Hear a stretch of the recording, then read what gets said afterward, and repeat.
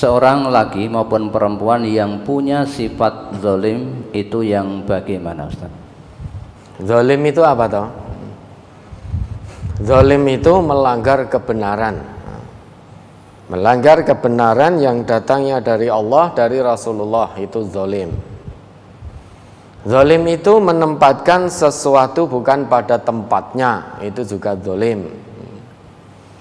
Berbuat tidak adil itu juga satu bentuk kezaliman.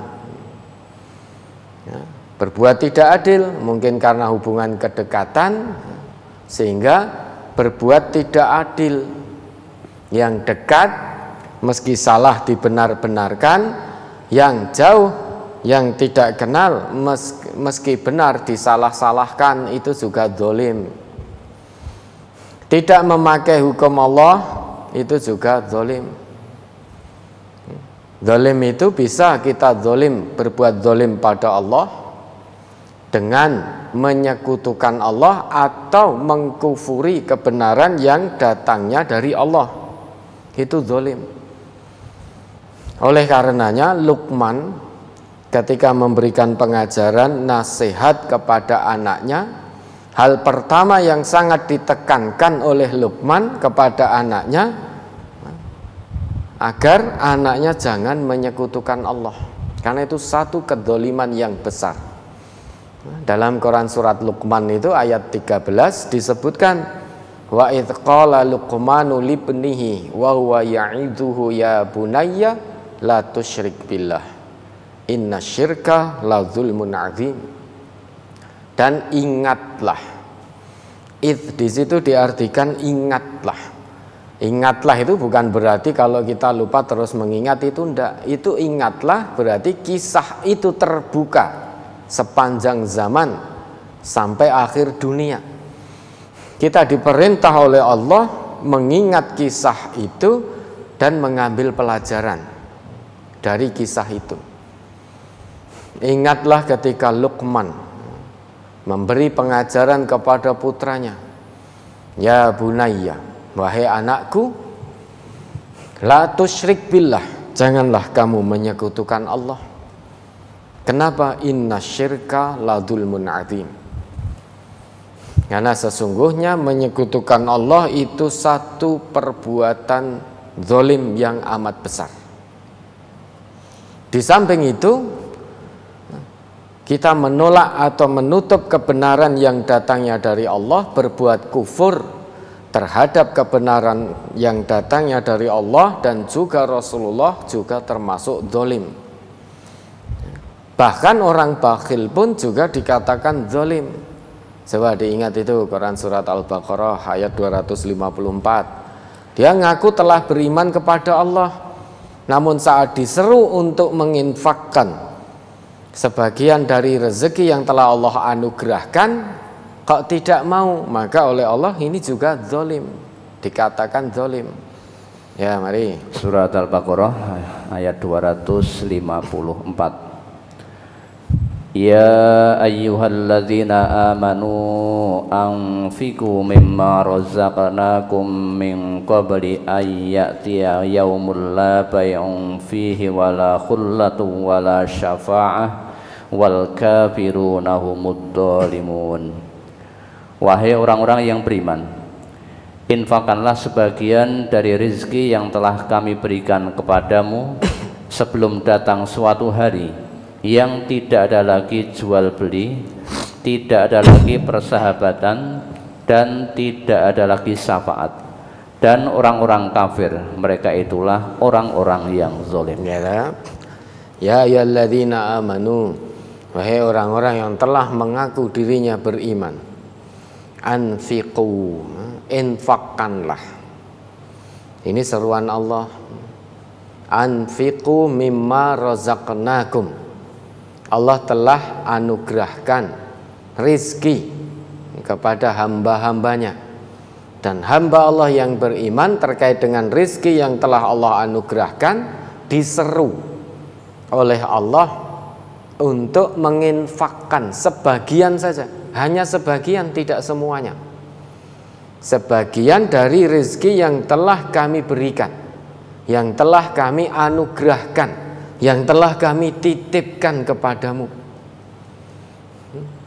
sebelum datang, min qabli ayyatiya yaumul la bai'un fihi wala khullah wala syafa'ah, sebelum datang satu hari di mana tidak ada lagi jual beli, di mana tidak ada lagi hubungan persahabatan, di mana tidak ada lagi syafaat.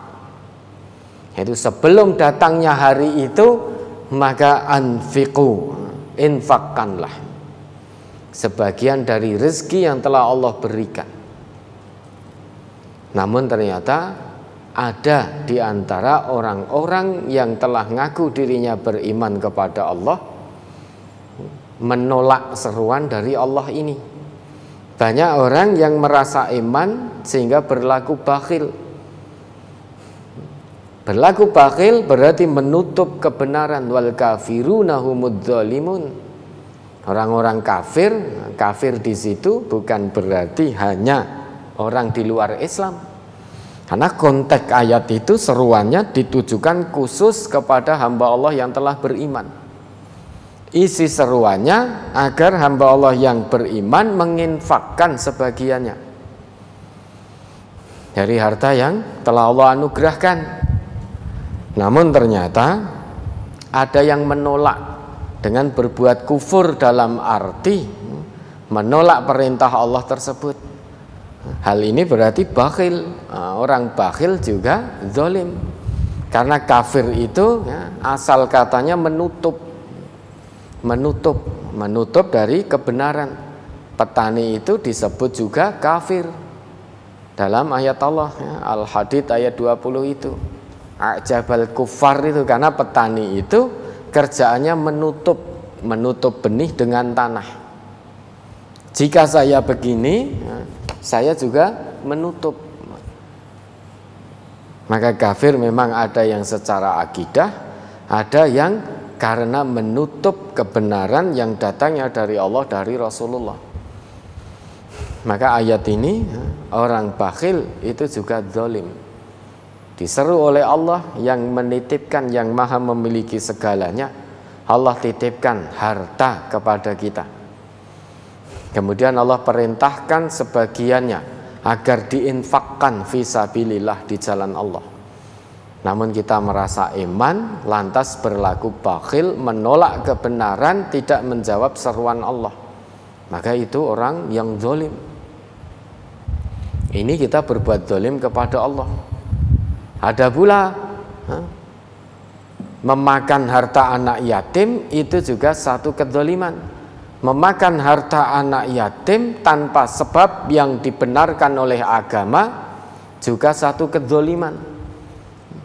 Allah tetapkan itu dalam firman-Nya, Quran surat An-Nisa ayat 10. Innalladzina ya'kuluna amwalal yatama zulman innama ya'kuluna fi butunihim nara wa sayaslauna sa'ira. Sesungguhnya orang-orang yang memakan harta anak yatim secara zalim, hakikatnya dia sedang memasukkan api ke dalam perutnya. Dan nanti di hari kiamat dia akan memasuki api yang menyala-nyala, dalam arti memasuki neraka. Memakan harta anak yatim tanpa sebab yang dibenarkan oleh agama. Harusnya harta anak yatim itu dijaga. Nah, nanti kalau sudah dewasa, sudah bisa tasarruf secara benar, hartanya baru diberikan. Lah ini sebelum diberikan kok sudah digunakan dengan cara zalim. Maka siap-siap mengambil tempat duduk di neraka para pemakan harta anak yatim. Di samping itu, merugikan orang lain itu juga zalim. Mengambil hak orang lain juga zalim. Mengambil harta orang lain juga zalim. Dalam sebuah sabdanya, Nabi kita pernah menegaskan, maniqtata'a shibran minal ardi dzulman tawaqahullahu iyyahu yaumal qiyamah min sab'i aradin. Barang siapa Barang siapa, man di situ bisa berlaku kepada siapa saja, baik laki, perempuan, tua, muda, remaja, siapapun itu. Menyerobot atau mengambil tanah orang lain dengan cara zalim, tawaqahullah iyyahu yaumal qiyamah min sab'i aradin. Allah akan kalungkan padanya nanti di hari kiamat 7 lapis bumi. Menyerobot tanah, ingin memiliki sejengkal tanah, namun dengan cara yang zalim, cara-cara yang tidak dibenarkan oleh agama, maka siap-siap di hari kiamat nanti akan dikalungkan padanya 7 lapis bumi. Senenge ra sepiro, punya tanah sejengkal ketika di dunia, tidak seberapa nominalnya, namun sengsara selama-lamanya. Itu juga satu perbuatan zalim. Jadi ada zalim kepada Allah, zalim pada orang lain, dan zalim pada diri sendiri. Zalim pada diri sendiri itu kita melanggar aturan-aturan Allah, aturan Rasulullah, itu zalim. Mengikuti hawa nafsu, melanggar kebenaran, berarti kita berlaku zalim pada diri sendiri. Mengikuti hawa nafsu sehingga terjerumus dalam satu perbuatan dosa, berarti kita menzalimi diri sendiri. Itu bisa. Dulu Nabi Adam juga pernah terjerumus dalam bisikan bujuk rayu setan sehingga memakan buah larangan. Kemudian setelah itu Nabi Adam bertobat kepada Allah. Nabi Adam dan Siti Hawa bertobat kepada Allah. Qala rabbana dzalamna anfusana wa illam taghfir lana wa tarhamna lanakunanna minal khasirin. Al-A'raf ayat 23 itu. Sehingga zalim itu setidaknya ada 3 hal. Zalim pada Allah dengan berbuat kufur, berbuat syirik. Zalim pada orang lain, merugikan orang lain, membuat susah orang lain. Zalim pada diri sendiri dengan terus-menerus melanggar aturan Allah, aturan Rasul, aturan din ini. Berbuat dosa. Makanya Nabi berpesan, unsur akhaka zaliman wa madluman. Tolonglah saudaramu yang berbuat zalim dan yang terzalimi.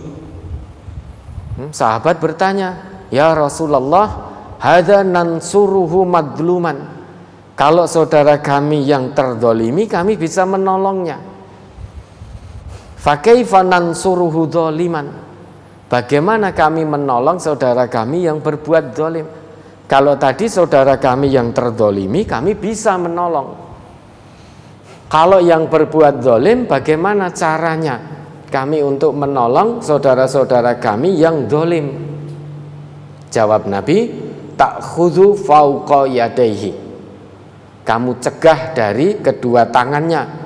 Artinya cegah dari perbuatannya, jangan sampai ia melakukan satu perbuatan zalim, baik kepada Allah maupun kepada orang lain maupun kepada dirinya sendiri.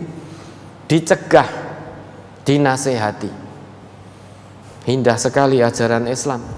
Bahkan sampai Rasulullah pun memerintahkan kita agar menolong saudara-saudara kita yang zalim dan terzalimi. Saudara yang zalim, bentuk kita menolongnya adalah dengan mencegah. Jangan sampai dia melakukan perbuatan zalim, baik pada Allah, pada orang lain, maupun pada dirinya sendiri. Kalau sudah terlanjur, dinasehati. Dinasehati jangan sampai mengulang lagi. Suami tidak melakukan kewajibannya kepada istri, suami juga zalim. Istri tidak melakukan kewajibannya kepada suami, istri juga zalim. Sehingga seringkali di antara kita ini mungkin ada berbuat zalim tanpa sadar, rumongso bener, padahal ternyata itu satu perbuatan zalim. Ya, maka hati-hati Ada lagi?